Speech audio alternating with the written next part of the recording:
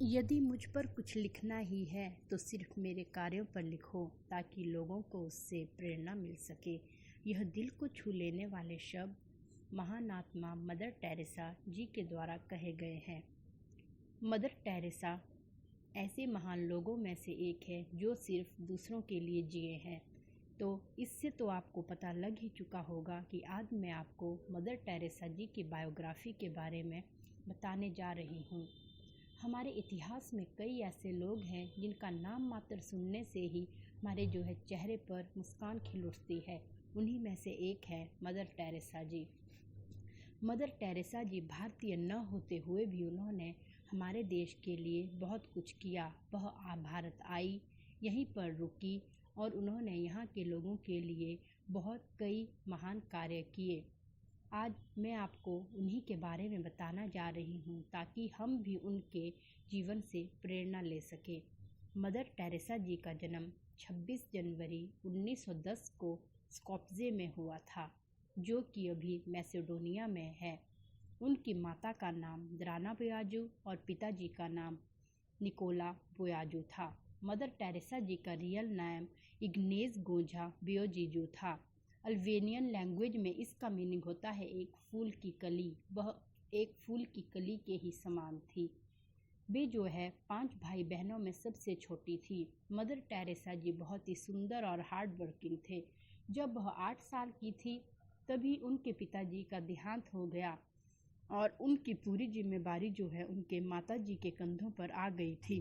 वह स्टडी के साथ साथ उन्हें गाना गाना भी बहुत पसंद था।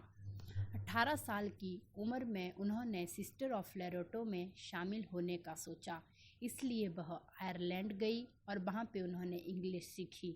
फिर 6 जनवरी 1929 को वह आयरलैंड से कोलकाता आई और वहाँ पे उन्होंने बच्चों को पढ़ाना शुरू किया। वह एक बहुत ही अच्छी शिक्षिका थी। सभी बच्चे उन्हें बहुत पसंद करते थे और उनका मन भी बच्चों को पढ़ाने में लग चुका था। लेकिन जब भी वे अपने आसपास देखती और अपने आसपास फैली गरीबी दरिद्रता देखती तो उन्हें बहुत बुरा लगता था और उनका मन उदास हो जाता था। फिर 1943 में जब बंगाल में अकाल पड़ा तो इससे कोलकाता में के भी कई लोगों की मृत्यु हो गई, जिससे बहुत गरीबी फैल गई। फिर 1946 में कोलकाता में हुए हिंदू मुस्लिम दंगों की वजह से वहाँ की स्थिति और भी खराब हो गई, जिस कारण यह सब कुछ देखकर उनका मन और भी खराब हो गया। फिर मदर टेरेसा जी ने पटना के हॉली फैमिली हॉस्पिटल से नर्सिंग की ट्रेनिंग पूरी की और 1948 में वो कोलकाता वापस आ गई। फिर उन्होंने अपनी सेवाएं देना लोगों को शुरू कर दिया। वहाँ पे वह गरीब लोगों को सर्व करती थी और ऐसे लोगों को सर्व करती थी जिनकी इस समाज में कोई भी जगह नहीं होती थी। फिर 7 अक्टूबर 1907 को उन्हें मिशनरीज ऑफ चैरिटी संस्था शुरू करने की परमिशन दे दी गई।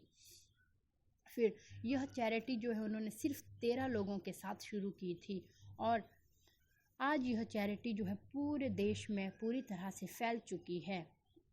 1996 में इस चैरिटी ने 125 कंट्रीज में कम से कम 755 अपनी ब्रांचेस खोल दी थी और जो करीब 5 लाख लोगों को सर्व करती है।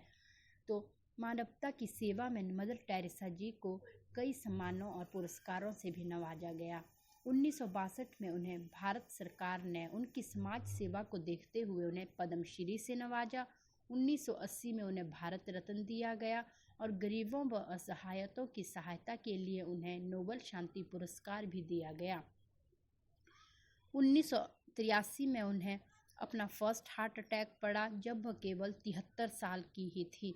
तो 1989 में उन्हें दूसरा हार्ट अटैक पड़ा, जिसके कारण कि उन्हें पेसमेकर भी डला और उसके बाद उनकी तबीयत खराब ही रहा करती थी। फिर 5 सितंबर 1997 को उनकी मृत्यु हो गई। भले ही आज मदर टेरेसा जी हमारे बीच में ना हो, लेकिन वह हमेशा हमारे दिलों में रहेंगी। किसी ने बिल्कुल सच कहा है कि जैसे मैक्सिमम लोग सिर्फ अपने लिए जीते हैं, लेकिन हमारे इतिहास में कई ऐसे एग्जाम्पल है जिन्होंने अपनी पूरी लाइफ दूसरों के लिए ख़त्म कर दी हुई है। मदर टेरेसा जी भी उन्हीं में से एक है जो सिर्फ दूसरों के लिए जी हुई है। तो इसलिए अगर आपको यह वीडियो पसंद आई हो तो कृपया इस वीडियो को लाइक करें, सब्सक्राइब करें, शेयर करें और आप मुझे सजेस्ट करें कि आप नेक्स्ट किसकी बायोग्राफी सुनना चाहेंगे। Thank you so much.